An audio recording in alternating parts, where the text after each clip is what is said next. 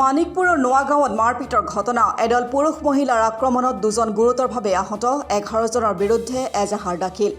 বঙাইগাঁও জিলাৰ মানিকপুৰ আৰক্ষী থানাৰ অন্তৰ্গত নোৱাগাঁৱত এডাল পুৰুষ মহিলাৰ আক্ৰমণত গুৰুতৰভাৱে আহত হয় দুজন লোক। মিনাৰুল ইছলাম নামৰ যুৱকজনক নোৱাগাঁও চৰৰ এডাল পুৰুষ মহিলাই প্ৰথমতে মাৰপিট কৰে। মিনাৰুল ইছলামক মাৰপিট কৰা বুলি তেওঁৰ ককায়েক আবুল কালাম আজাদে খবৰ পোৱাতে ঘটনাস্থলীত উপস্থিত হয়। লগে লগে আবুল কালাম আজাদক সেই চৰৰ পুৰুষ মহিলাই হাতে হাতে লাঠি লৈ আক্ৰমণ কৰে। ফলত দুয়োজন গুৰুতৰভাৱে আহত হয়। পিছত মানিকপুৰ আৰক্ষীক খবৰ দিয়াত আৰক্ষী ঘটনাস্থলীত উপস্থিত হৈ দুয়োকে চিকিৎসাৰ বাবে মানিকপুৰলৈ প্ৰেৰণ কৰে যদিও অৱস্থা সংকটজনক হোৱাত উন্নত চিকিৎসাৰ বাবে বৰপেটাৰ ফখৰুদ্দিন আলী আহমেদ চিকিৎসা মহাবিদ্যালয়লৈ প্ৰেৰণ কৰিছে। ঘটনাৰ সংক্ৰান্তত আবুল কালাম আজাদৰ সহধৰ্মিনী সেলিমা আক্তাৰে 11 জন লোকৰ বিৰুদ্ধে এজাহাৰ দাখিল কৰিছে। দুই ভাই ককায়েকক মাৰপিট কৰা আটাইকেইজনক দৃষ্টান্তমূলক শাস্তি দিবলৈ আৰক্ষীক আহ্বান জনায় পৰিয়ালবৰ্গই।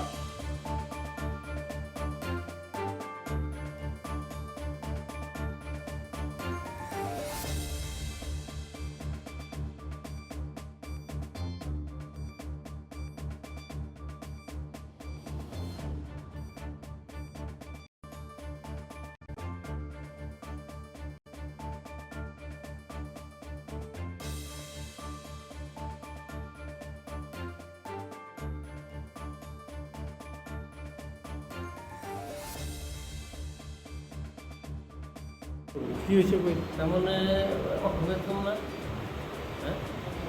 তারমানে কি মোর গরু ভাইটিয়ে 4:30টা মানত ফোন করছে মোক যে ভাই মোক যে মারি পেলাই আছে আপনি আহক যে ক'ত যে উত্তৰ নোৱাগাঁও এই বাদশা ঘৰত মই ঘৰত সোমাই মই প্ৰাণ ৰক্ষা কৰি আছোঁ। সেই হিচাপে মই গৈছোঁ। মই আৰু একজন মানুহজনৰ নাম হ'ল চাহাদত। তেখেতক লগত লৈ গৈছোঁ। লগত লৈ যোৱাৰ পিছত মই কৈছোঁ যে যি হৈছে আমি একেলগে বহি কি আলোচনাৰ মাধ্যমত কাৰ ভুল হৈছে কি হৈছে সেইটো মীমাংসা কৰা যাব।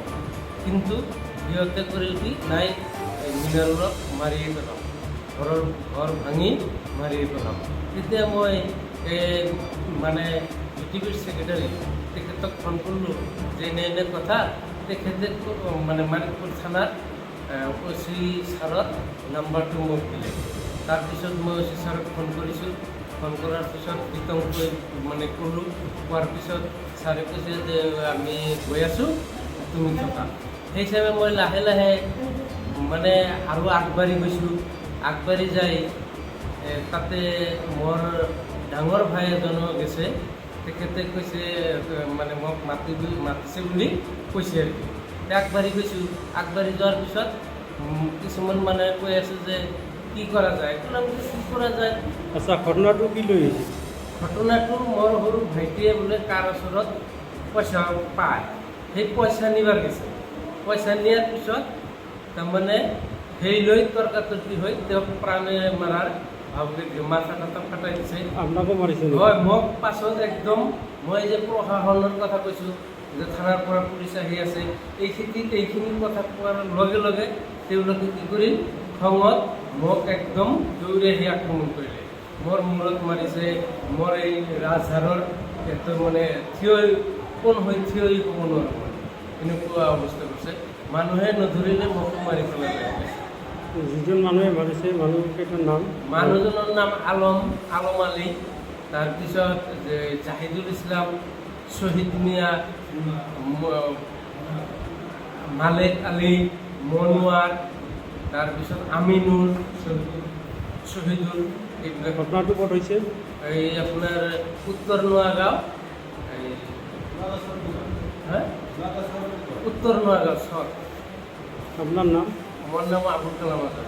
আপোনাৰ পৰা কিবা বস্তু বাহিনী লৈছে নেকি? হয়, মোৰ পকেটত 37,000 টকা আছিল আৰু এখন আঙুঠি আছিল। আঙুঠিও নাপাওঁ মই। মোক একদম 10-12জন মানুহে খং কৰিছে। ছাৰ, মই তাৰমানে এটা ল'ৰা তাতে পইচা পাওঁ। সেই পইচা খুজিব গৈছিলোঁ। সিহঁতে কিবা আড্ডা কৰি আছে।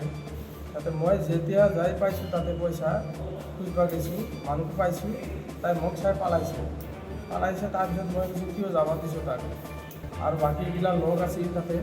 সিহঁতে মোক কৈছে কিয় আহিছা তাক কিয় খেদাই দিছা মোক চাই কিয় পলাইছে মইতো পুলিচ নহয় মই এনেকৈ কৈছোঁ মইতো পুলিচ নহয় মোক চাই কিয় পলাব নাই মই পইচা খুজিব আহিছোঁ আৰু তাৰ লগতে কেইটামান ল'ৰা আছিল সেই ল'ৰাকেইটাৰ ভিতৰত এক নম্বৰে আছিল এই ছবিগুল তাৰপিছত শ্বহীদ আৰু মনোৱাৰ এইবিলাক ল'ৰাই মোক ঘূৰিয়াত ঠিকছে মাৰিছে মাৰিয়াৰ তাৰপিছত মই দৌৰি পলাইছোঁ বাচবৰ কাৰণে তো 3-4টা ল'ৰাই মাৰি আছে মোক এটা ঘৰত পলাইছোঁ পলাব যাই আছোঁ সেই ঘৰত পাইছোঁ পাছৰ পৰা যাই পূৰা মোক এটা ডেগাৰেদি কোব মাৰিছে মূৰত ডেগাৰ লৈ আছে তাত এইখিনি মানে চাকু দি মোক কোব মাৰিছে তাৰপিছততো মই পৰি আহিছোঁ সিটা ঘৰত এটা মহিলা মানুহে মোক ঘূৰিয়াই নিয়ে ঘৰত থৈছে ঘৰত থৈ মই শুই আছোঁ তাতে ব্লাডিং হৈ আছে পূৰা সেই মহিলা মানুহটোৱে মোক মাথাত পানী ঢালি আছে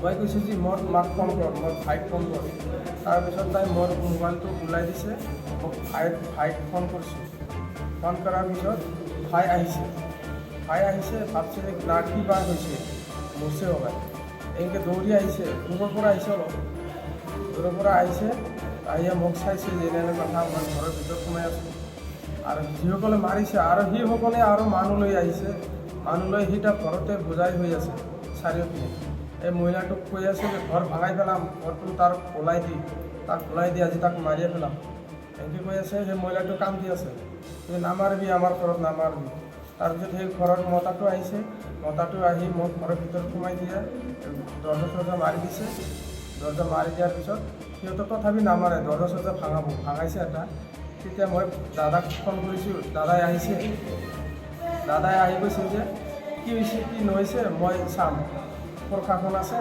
পুলিচ আহিব পুলিচে চব মিটমাট কৰিব এনেকুৱা নামানে এই কথা দাদাই যেতিয়া কৈছে দাদাকো মাৰিছে দাদাক ঠিকছে মাৰি একদম পেলাই দিছে অপেন কৰি দাদাৰ লগত আছিল সোণাৰ আংঠি আছিল হাতত মোবাইল আছিল পইচা পাতি আছিল পকেটত এনেকৈ কৈ দাদা পৰিয়ে গেছে 4-5জনে মাৰিছে তাক হয়তো ঘৰৰ পৰা চাই আছে তাৰপিছত আৰু গাঁৱৰ মহিলা মানুহ মতা মানুহ মাইকী মানুহ আহি তাক ধৰিছে মাৰিব নালাগে এনেকৈ কৈ যেতিয়া চাইছে যে তাইও অজ্ঞান হৈছে মইতো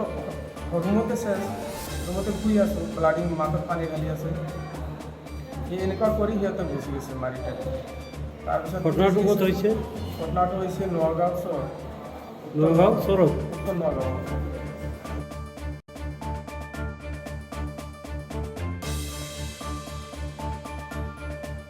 ব্যুৰো ৰিপৰ্ট অসম টুডে।